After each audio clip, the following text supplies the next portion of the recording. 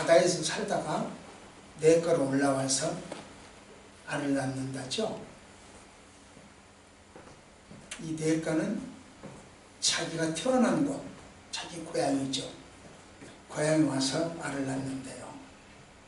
그런데 이 연어는요, 알을 낳으면 알을 낳고 그냥 가버리지 않는데요. 그 자리에 알을 지키고 있답니다. 왜냐고 하면 알이 부화가 되잖아요. 부화가 되면 그 새끼들은 먹이를 찾을 줄도 모르고 잡을 줄을 모른대요. 그러니까 이제 엄마가 이제 젖을 주듯이 포유는 젖을 주잖아요. 근데 그건 젖줄 수가 없으니까 옆에서 지키고 있다가 그 알들이 깨어나면 이 엄마 몸을 쪼아먹는데요. 뜯어먹는 거, 쉽게 표현하면 엄마를 뜯어먹고 자라는 거예요. 그러면 엄마가 처음에는 한 마리가 뜯어먹으면 배고프다는 얘기겠죠. 근데 두 마리, 세 마리가 계속 며칠씩 뜯어먹으면 다의 엄마는 살이 이리저리 찢겨서 뼈만 앙상하게 남고 죽어버린다는 거죠. 그래서 그 엄마는 자기가 죽어서 그 알을 키운대요. 그 새끼들이 살게 한대요. 대단한 모성애를 가진 물고기다. 저는 이제 그렇게 봤습니다. 근데 반면 여러분들 가물치 알죠? 가물치. 저도 많은 가물치를 잡아본 적이 있거든요. 연못에서 어렸을 때 삭혀놓고 탁탁탁탁 튀죠. 이 가물치. 얘도 알을 낳으면 안 가고 그대로 있는데요. 그 자리에. 연어처럼. 근데 연어가 며칠간 그러고 있으면 굉장히 배고파죠. 힘들죠. 그걸 다 견디고 있는 거죠. 이 가물치도 그렇게 견디고 있는 거예요. 그리고 그 가물치는 아기가, 새끼가 부화를 하면 수천 마리가 나오죠. 그런데 이 수천 마리의 새끼들이 있는 중에 이 엄마는 알을 낳는 동안에 실명, 눈이 안 보인대요. 없어져. 시력을 상실한대요. 그러니까 이 엄마는 어디로 방향도 갈 수도 없고, 모르니까, 안 보이니까 갈 수도 없고 먹을 수도 없어. 먹이를 잡을 수도 없어. 그러니까 새끼를 낳고 오도가도 못하고 그 자리에서, 오도가도 뭐 그냥 그 자리에서 굶어 죽는 거죠. 그렇게 지치고 굶주리고 있대요. 그러다가 어느 날 새끼가 부화해서 보니까 자기 엄마가 죽어가거든. 배가 고파 죽어가거든. 그러니까 이 새끼들은 자기 엄마 입속으로 들어간대요. 작전해서. 자원하여 엄마 입속으로 들어간대요. 그래서 그 엄마가 그 가물치를, 새끼를 먹고 살아간대요. 그래서 시간이 흐르는 동안, 며칠씩 시간이 흐르는 동안 엄마 시력이 회복되어서 이제 보게 되었을 때는, 사물을 보게 됐을 때는 자기가 낳은 새끼들이 다 죽고 자기가 다 먹어버렸으니까 한 10% 정도만 살아남는다고 합니다. 대단한 효심이 가득한 물고기다, 이렇게 생각을 해봤어요. 저는 그것을 사실 진위 여부를 아직 제가 이 대개 서울대공원을 물어가지고 하는데, 요즘 서울대공원에서 제천을 안 받아버려요. 인터넷 보라고 그래요. 내가 하도 뭘 물어보니까 귀찮은가 봐요. 안 받아요. 그리고 인터넷 보고요. 그러니 지금 이야기하는 것은 인터넷을 본 것이기 때문에 진실인지 거짓인지는 몰라요. 모르는데 제가 웬만하면 그 진실을 알려드리려고 저는 그렇게 그 체크를 해서 물어보는데 이거 못 물어봤어요.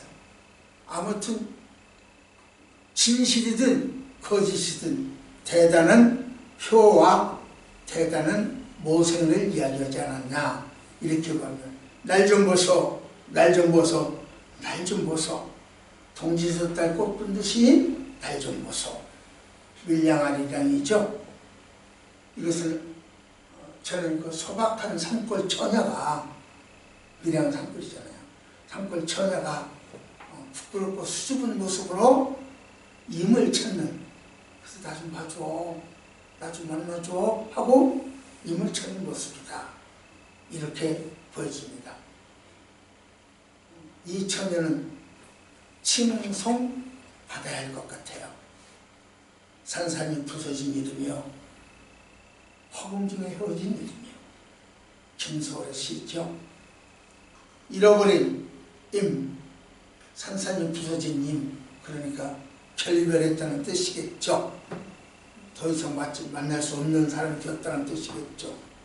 그걸 이야기하면서 나라 잃은 슬픔을 노래하는 김소월은 분명 존경받아야 할 사람이라 그렇게 생각이 듭니다. 그렇다면 존경받고 칭송받는 것을 합하여 저는 공경이라 표현합니다. 존경받고 칭송받을 두 가지를 합해서 공경이라 합니다. 그렇다면 오늘 공경받을 사람은 누군가? 누가 칭송받고 누가 존경받을 사람인가? 이 두 가지를 합한 사람이 누구일까? 오늘은 그 말씀을 드리려고 합니다. 저는요, 이런 사람은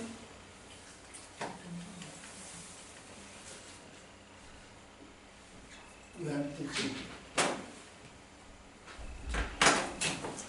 예. 다 같이요? 시작!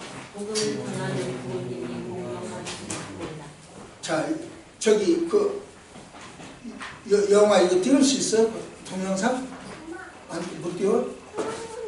띄울 수 있으면 띄워봐요.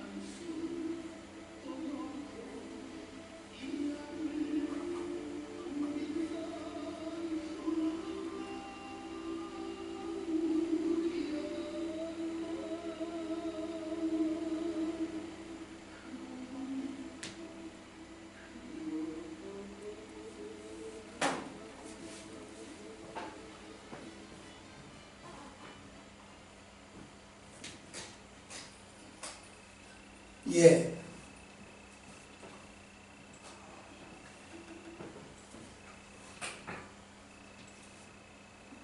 누가 존경받을 수 있느냐? 바로 이런 사람이 존경받을 수 있습니다. 공경받을 수 있습니다. 같이 시작. 복음을 전하는 사람. 복음을 전하는 부모님은 공경받을 수 있습니다. 오늘 신명기 32장은 모세의 노래라 불리는 노래, 별명이 붙어있는 신명기입니다. 32장입니다. 모세의 마지막 증거죠. 모세가 이 증거를 하고 이제 820년의 생애를 마치는 그런 모습입니다.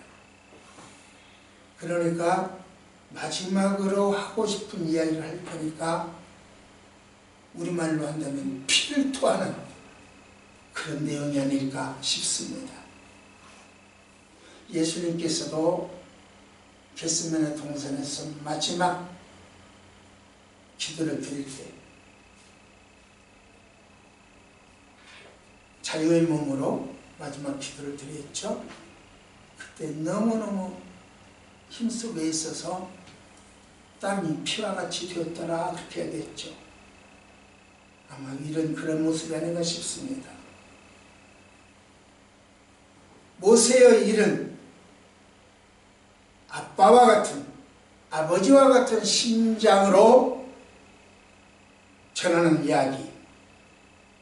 오늘 이 본문은 부모와 자식 간의 관계, 지도자와 피지도자의 관계가 어떤 것인가를 말하는 그런 내용이라고 볼 수 있습니다. 성경은요, 모세를 공경받아야 할 아버지다 이렇게 이야기합니다. 과연 모세는 공경받을 수 있는 인물일까요? 정말로 그럴까요? 시작!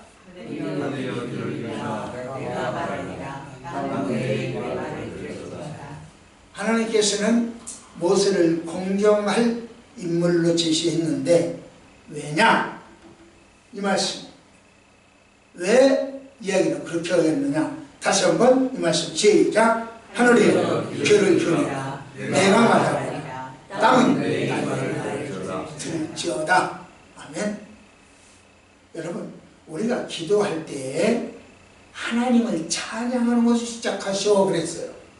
기도의 순서는 하나님을 찬양하는 것으로부터 시작을 해야 됩니다 그랬어요. 그러니까 기도할 때는 먼저 그렇게 하죠. 하나님 하고 하나님은 찬양부터 해요. 거룩하신 하나님 그러든가 은혜로우신 하나님 그러든가 인자하신 하나님 그런다든가 하나님을 찬양하는 것으로 시작을 해요. 그런데 오늘 모세는 그렇게 안 합니다. 뭘로 시작합니까? 모세 이야기를 봅시다. 시작! 하늘이여 이를 기울이라 내가 말하리라 땅은 내 입의 말을 들을지어다. 하나님하고는 이야기를 안 해요. 성령님을 찾지도 않아요. 성부제 예수님을 찾지도 않아요. 하늘이여 들어라, 귀를 기울여 땅이여 들어라, 이런 식으로 하늘과 땅 천지를 찾습니다. 왜 모세는 천지를 앞세워서 기도할까요? 왜 그걸 노래할까요? 그것은요, 지금부터 자기가 하는 노래가 너무너무 중요하니까 너 들어, 너 잘 들어, 너 잘 들어, 그런 이야기야. 너 잘 들어, 너 잘 들어. 너무 중요하니까. 그래서 아낌없이 지금 이야기를 하고 있는 거예요.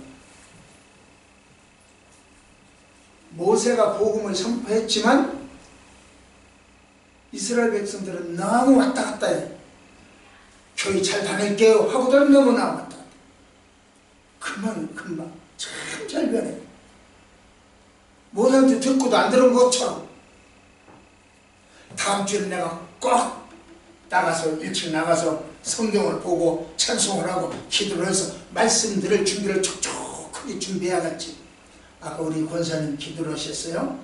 이 땅에 어제 비를 촉촉하게 내려주셔서 생물이 잘 자랄 수 있다. 생물이 자랄 수 있다. 기도해 주셨어요. 그래요.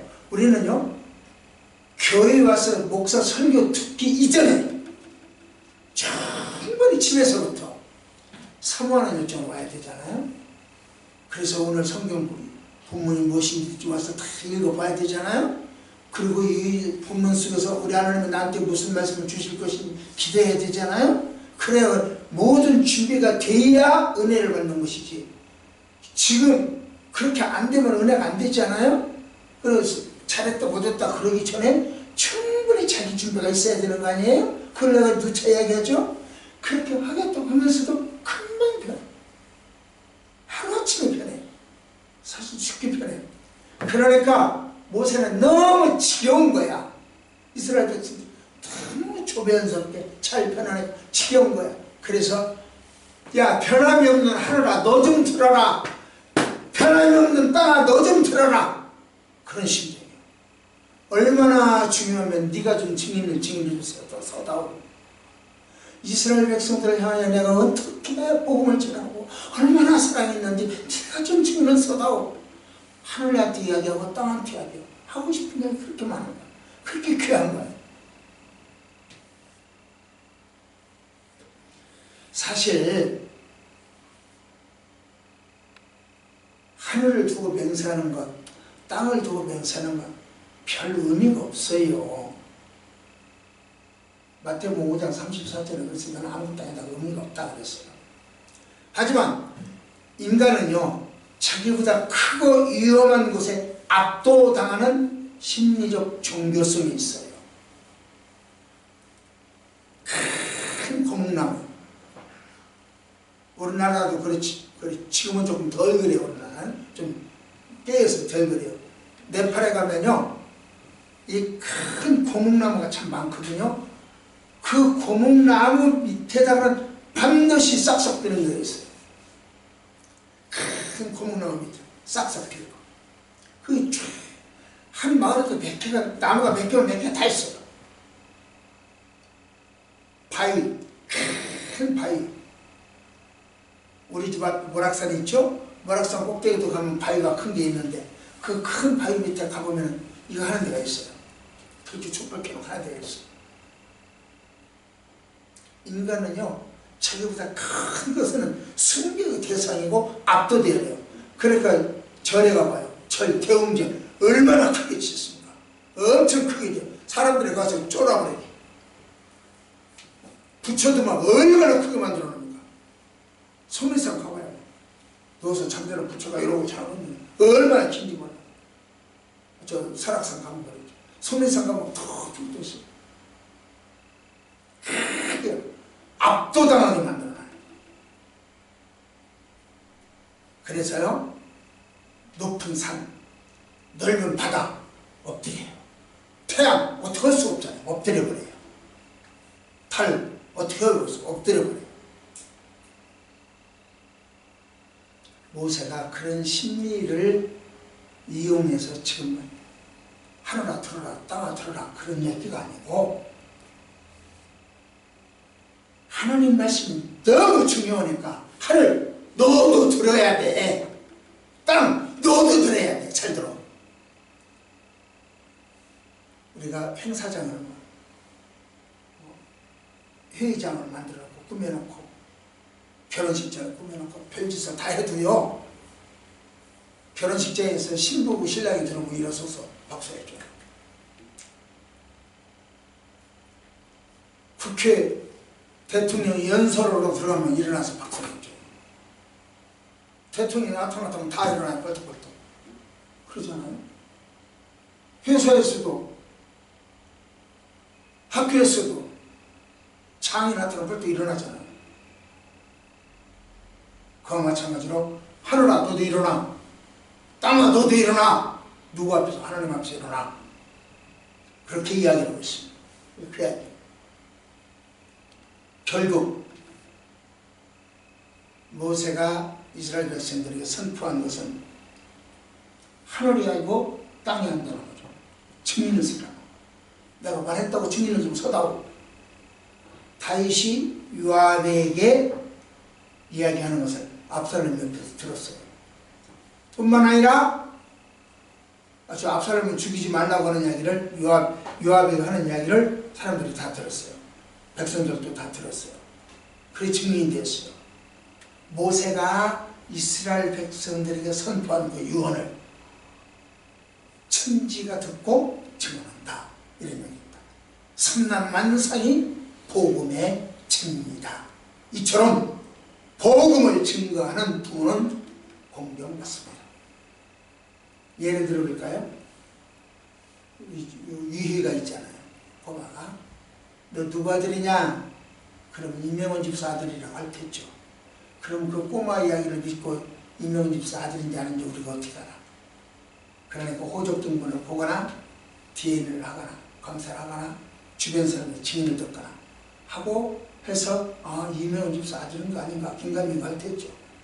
그러나 확실한 법이 없어요. 그런 복잡한 방법 말고 확실한 방법이 있죠. 이명훈 집사가 뻘떡 일어나고 저 아이 내 아들입니다. 내가 낳았습니다. 증언하면 간다. 친자 논란이 있을 때도 저 아들 내가 낳았어. 내 아들이요. 해버리면 간다. 이에게 있어서는 아빠의 저 아들 내 아들이야. 저 내가 낳았어. 이 말 한마디가 복음이에요. 공경의 대상이 된다는 얘기죠. 하나님을 증언하는 사람은 공경받습니다. 따라서 여러분들이 하나님을 증언해야 공경받아요. 혼자 가지고 있으면 공경 못 받아요.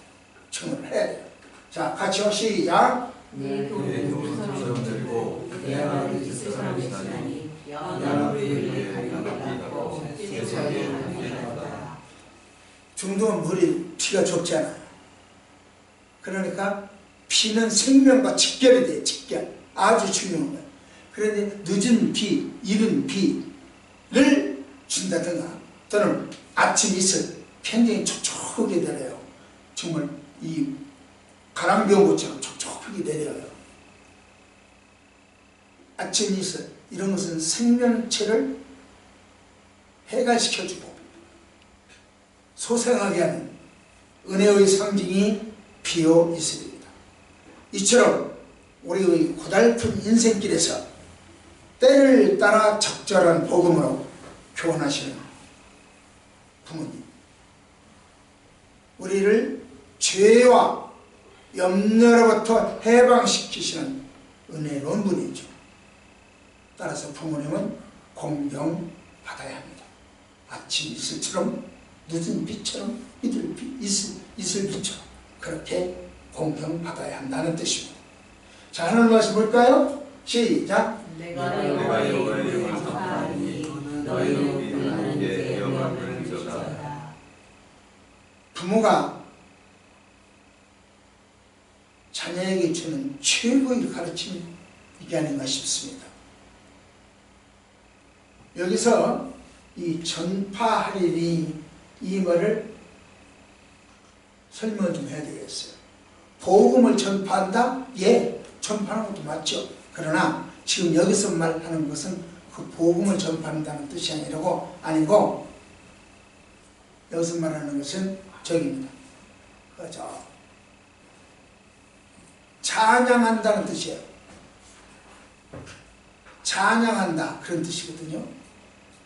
또는 부른다 이런 뜻이거든요. 무슨 이야기냐면 모세가 이스라엘 백성들아 잘 들으라 그러면 예 듣겠습니다 하고 찬양하는 거예요. 우리 식으로 말할까요? 여러분 믿습니까? 아멘. 바로 그게 여러분들이 찬양 여기서 전파한다는 뜻이에요. 아멘 하고 화답을 해요. 그 뜻이에요. 내가 하는 얘기는 목사가 선포할 때 아멘으로 화답하는, 그렇게 찬양하는 사람, 그렇게 화답하는 사람은 공경받는다 그 이야기입니다. 지금 이 자리에서도 목사가 하는 이야기를 듣고 아멘, 딱 닫고 아멘, 아멘 받아 먹는 사람은 공경받아. 코를 쑤시고 귀를 쑤시고 핸드폰을 갖고 놀고 먼 사람을 봤다가 또 옆에 사람을 봤다가 전혀 집중하지 않는 사람 공경 못 받죠. 그런 예배를 하나님도 안 받고 내가 보기에도 힘들어. 내가 보기에는 힘든 예배 태도를 하나님이 받으신다? 나는 100%안 받는다고 봐요. 100% 1000%안 받는다. 그래서 내가 여러분들한테 예배 시간 정성껏 하세요. 예배 시간 절대로 늦지 마세요. 대통령이 먼저 와서 기다리는 경우는 없어. 하나님이 먼저 와서 기다리는 경우는 없어. 우리가 먼저 해야 돼. 그러니까 예배는 예배로 드리고 예배로 드리고. 어제요 무슨 일이 있어서 제가 산을 가야 할 일이 있어요. 거기서 설교를 예배를 드린다고 설교를 해달라고 해요. 설교를 하는 도중에 자기들 커피를 따라서 나눠 먹고 있어요. 안 해버렸어요. 너희들은 설교하는 저 그런 예배 거기 예배냐? 자기들은 커피 나눠 먹는 것이고 커피 타임이야 설교 타임이야 예배 타임. 예배를 하나님 앞에서 그런 식으로 예배는 그 무슨 예배? 예배라고 하는 명분으로 자기 의의를 나 예배 드렸어? 그러지 말자고요. 오늘 나 주일 지켰어? 나 오늘 교회 갔어? 그러지 말라고요. 하나님 안 받으세요. 차라리 집에 가서 저 산에 가서 놀러 가세요. 안 받으세요. 왔으면 받게 해야 돼. 오셨으면 그분이 받아야 돼. 안녕목목사 받으면 필요가 없어요. 나한테 잘 보일 이유 하나도 없어요. 내가 여러분들 구원 못 시키고 내가 여러분들 천국 손 붙들고 못 가요. 하나님 하실 줄 믿습니다. 성령님 하십니다. 그분한테 잘 보여요. 예배 시간에 커피 나눠 먹어? 그게 예배야? 차라리 티타임이라고 그래.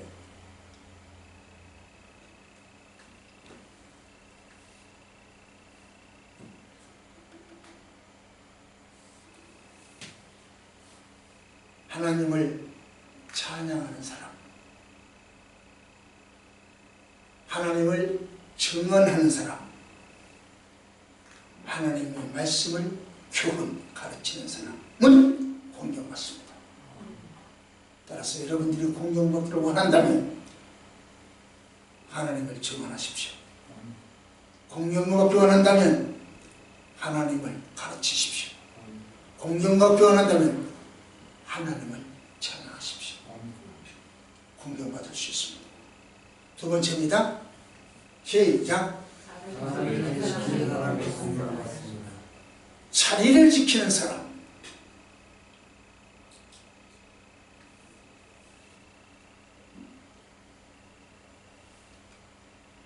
박준현 선생님, 박의준 선생님. 나는 참 예쁘게 보여요. 제 눈에는 예쁘게 보여요. 이게 자리를 지키는 사람입니다. 한번 볼까요? 그런 단거나 시작. 그는 반석이시니 그 당신이 거짓말하고 그의 모든 길을 정의롭고 진실하시고 거짓없으신 하나님이시니 공의로우시고 많으시다. 그는 반석이라 그렇게 이야기했거든요. 1절부터 3절까지는 뭐냐 해서 하나님이 하신 일, 어떤 일을 하셨다 이야기입니다. 복음을 증거했고 1절입니다. 복음을 가르쳤고 2절입니다. 찬양하게 했고 3절입니다. 이런 일들을 하게 했어요. 이건 대의적인 사역이요. 대의적인 일. 그런 일을 하셨는데 그런 부모들은 그런 일을 하는 부모들 대의적인 일 그런 일을 하는 부모들은 공경받습니다. 그랬는데요. 그 하나님의 사역을 이야기하다가 여기 4절에 와서는 하나님의 능력을 이야기합니다. 사역이 아니라 능력을 이야기합니다. 왜 갑자기 화제를 탁 바꿔버렸을까요? 사역에서 능력적으로 해서 탁 바꿔버렸을까요? 100%탁 바꿔버렸거든요. 왜일까요?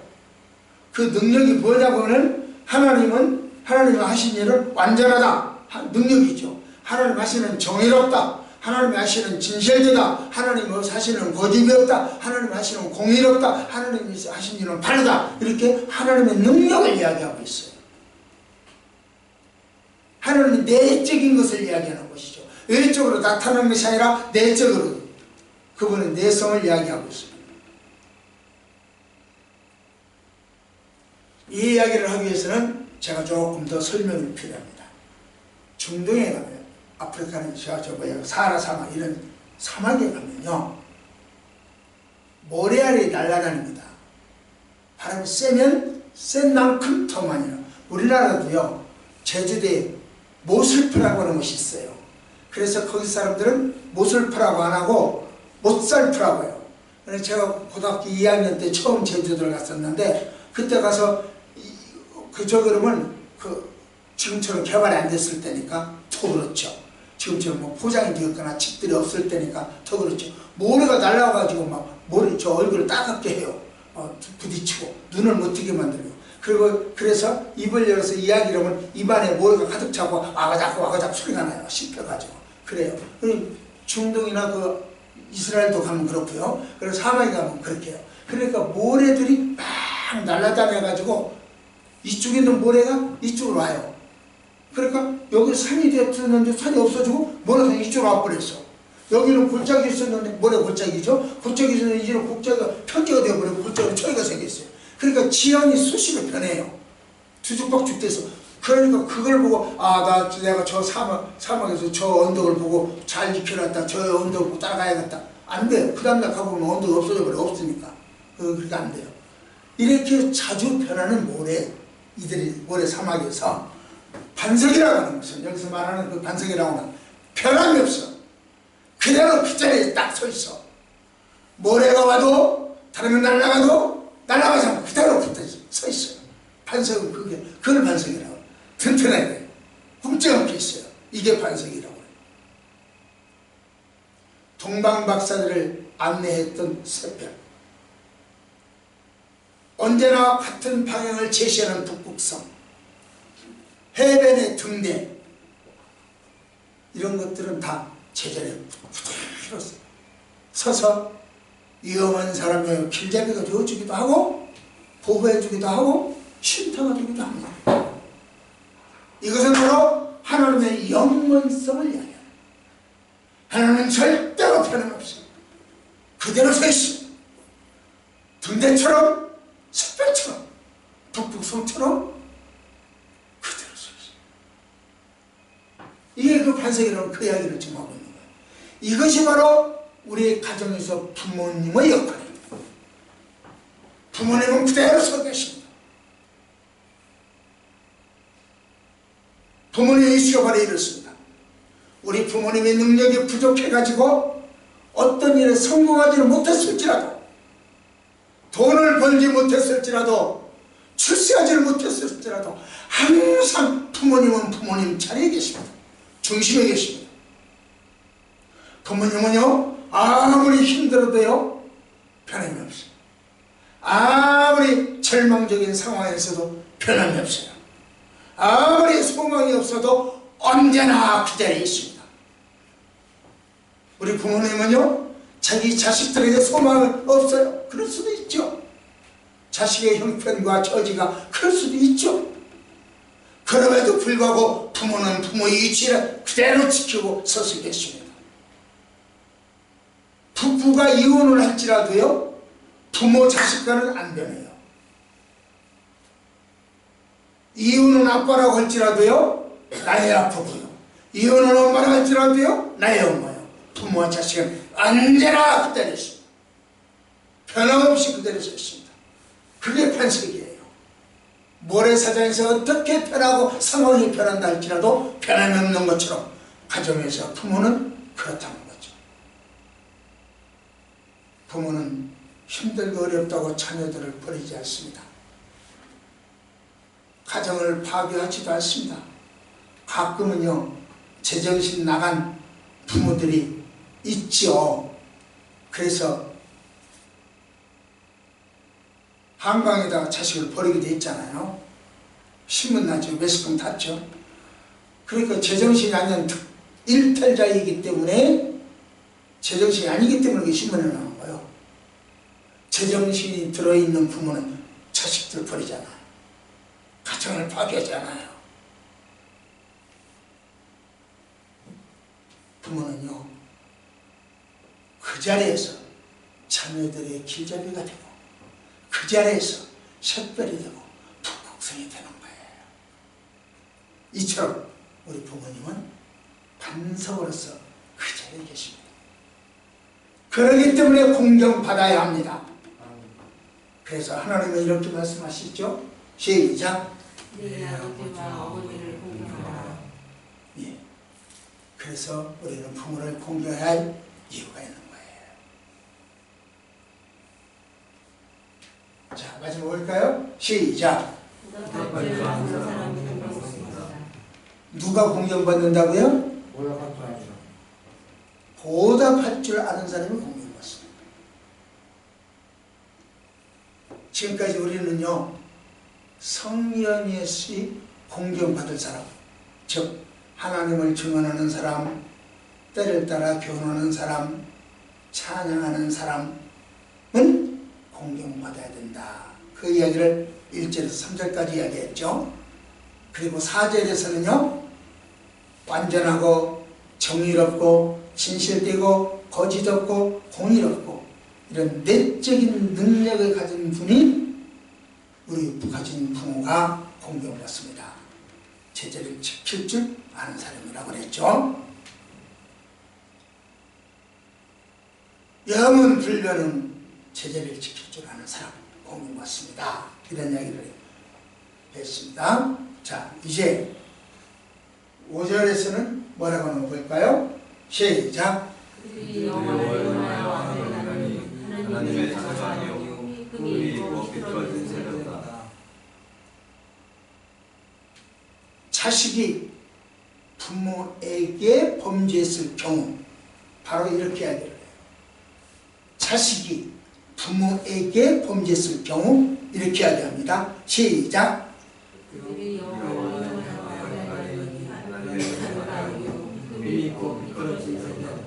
여호와가 하나 부모예요. 하나님은 나의 아버지시니까 부모예요. 흠이 있고 삐뚤어진 것이다. 부모는 이렇게 범죄하지 말라는 이야기죠. 탕자처럼 부모의 돈을 갈취하는 것도 범죄입니다. 부모님 말씀에 불순종하는 것도 범죄입니다. 형제들 자기 혈육 간에 라가 서로 욕하고 싸우는 것도 범죄입니다. 반목 질시하는 것도 범죄입니다. 이처럼 자식이 부모에게 범죄할 수 있는 함정은 참 많이 있어요. 자식이 부모에게 범죄할 수 있어요. 함정이에요. 예를 들어 볼까요? 가인은요 동생을 쳐 죽음으로 부요했어요.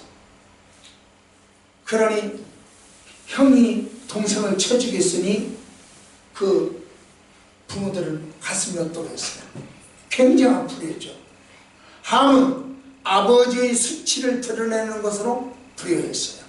롯의 두 딸은 자기 아버지를 근친상간범으로 만들어버렸어요. 그러니 불효죠. 에서는요 이방 여자를 아내로 맞아서 부모님을 근심시켜드렸어요. 불효죠. 삼손은요 부모님의 반대에도 무릅쓰고 블레셋 여인을 사랑했어요. 불효죠. 홈리와 비나스는 아버지의 가르침을 불순종했어요. 불효죠. 요엘과 아비아는 아버지의 사무엘의 이야기를 의로운 행위를 따라다니지 본받지 않았어요. 그것도 불효죠. 압살롬은요 아버지께 반역하고 아비의 후궁들을 능욕했어요. 이것도 불효죠.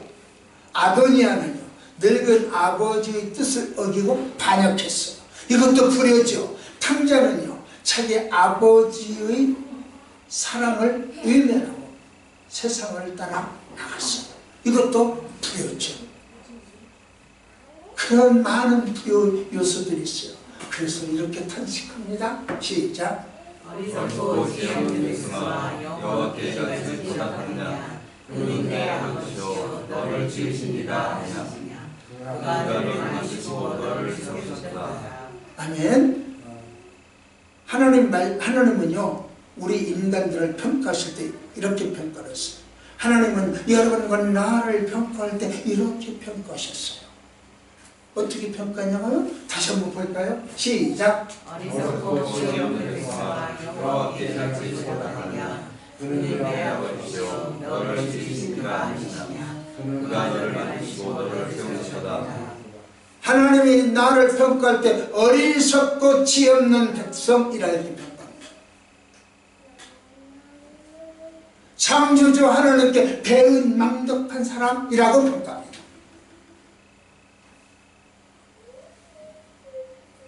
우리는 자칭 지혜롭고 똑똑하다고 이야기하지만 하나님은 지혜가 없다고 하십니다. 우리는 이만하면 보답 많이 했지, 이만하면 할 만큼 했지라고 하지만 하나님은 그것이 보답이냐? 라고 하십니다. 우리는 내가 잘하여 성공하고 출세한 것이라고 말할 때 하나님은 내가 너를 세워줬다라고 이야기하십니다. 하나님은요 당신이 당신의 심장으로 만들어낸 자녀 우리들에게 좋은 것을 주셨다고 합니다. 머리가 되고 꼬리가 되지 않게 해주셨다고 하셔요. 어두운 밤에 등불이 되어주셨다고 합니다. 길 잃은 자의 등대가 되어주셨다고 이야기하십니다. 이 하나님께 우리는 무엇로 어떻게 보답했을까요? 여러분,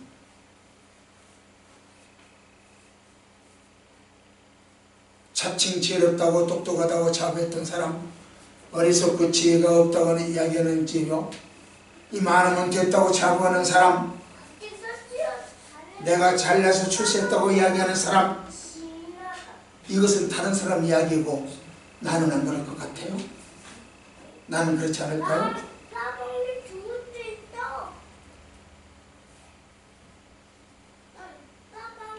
우리는요 그렇지 않다고 항변할 수 있겠느냐. 우리 모두는요 하나님에게 질책받을 사람들입니다. 하나님을 괴롭히는 사람들입니다. 어버이날을 맞아서 하나님의 자녀된 우리 하나님을 어떻게 보시고 있는지, 육신의 부모님은 어떻게 보시고 있는지 살펴보는 시간이 되어야 합니다.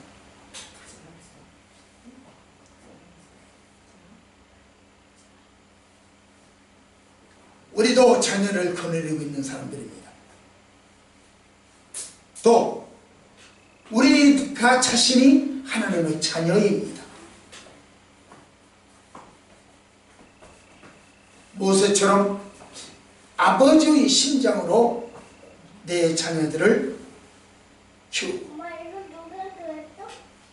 우리 교인 성도들과 교제하고 다른 사람들에게 복음을 전해야 되지 않겠냐는 이야기입니다.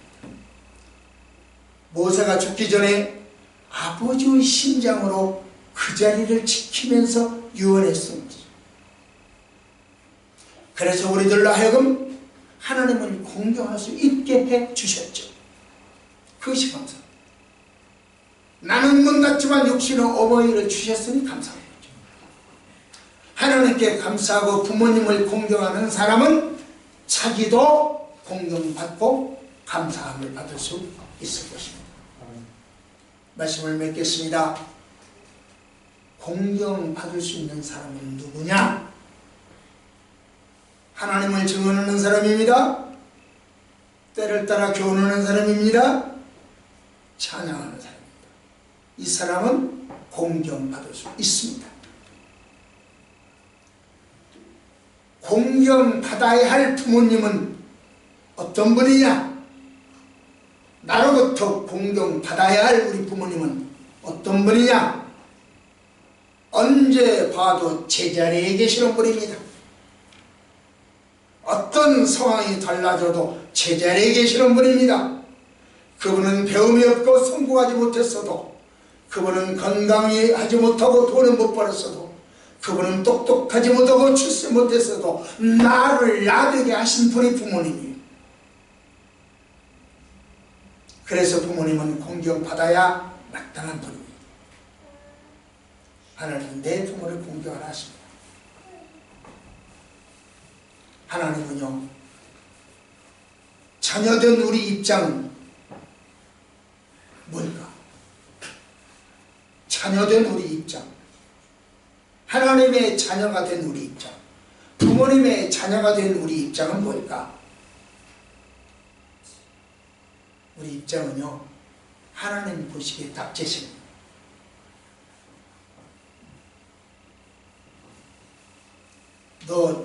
네가 한 거라고? 아니, 내가 해줬어. 너 그만하면 됐다고? 헌금도 이만하면 됐지, 봉사도 이만하면 됐지, 헌신도 이만하면 됐지, 전도도 이만하면 됐지, 이만하면 됐다고? 하나님은 이야기하십니다. 그게 보답이냐?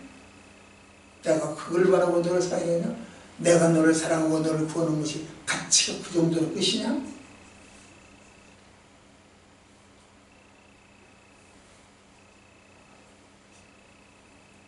우리는 자녀될 자격이 없어요. 하나님의 자녀될 자격이 없는 사람들이요, 자랑스럽지 못한 자녀예요. 그럼에도 불구하고 부모님은 여전히 그곳에서 나를 지켜보십니다. 나를 사랑해 주십니다. 부모님이 이 은혜를 우리는 무엇으로 보답할 수 있을까요? 같이 한번 할까요? 반주가 안 나오니까 우리끼리 합시다. 나 실제 괴로다 잊으시고 비칠 때 밤낮으로 애쓰는 마음, 진 자리 마른 자리 가라니시고 손발이 닿도록 고생하시네. 하늘 아래 근무신 높다 하리요. 어머님의 인생은 아니었어라. 기도하시겠습니다. 하나님 아버지, 하나님으로부터 낙제생인 저희들, 그럼에도 불구하고 감싸주시고 안아주시고 사랑해 주시고 고맙습니다.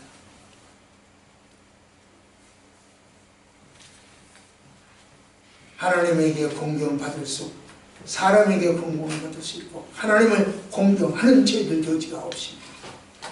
부모가 되어지도록 도와주시옵소서. 할 일만은 이 땅에 저희들 보내주셨어요. 하나님, 그 중에 하나가 부모 공경임을 믿게 하여 주옵소서. 예수님 이름으로